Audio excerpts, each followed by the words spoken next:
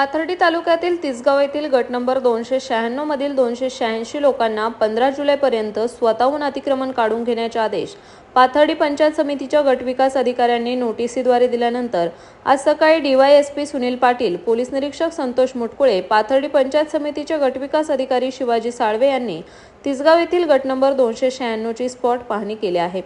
Police प्रशासनाचे वरिष्ठ अधिकारी आणि पंचायत समितीचे गटविकास अधिकारी प्रशासन यांनी या गट नंबरमध्ये संयुक्तिक पाहणी केल्यानंतर या गट नंबरमधील अतिक्रमणधारकांची धडकन यामुळे वाढली आहे।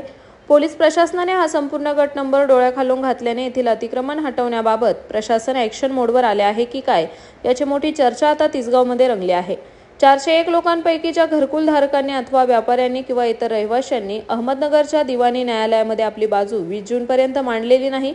अशा लोकांवर 15 जुलैनंतर अतिक्रमण केले म्हणून कारवाईची शक्यता बळावली असून त्याचाच एक भाग म्हणून पोलीस प्रशासनाने या गट नंबरमधील संपूर्ण परिसराची पाहणी केल्याने तिसगावमध्ये एकच खळबळ उडाली आहे। प्रतिनिधी मयूर मुखेकर, तिसगाव।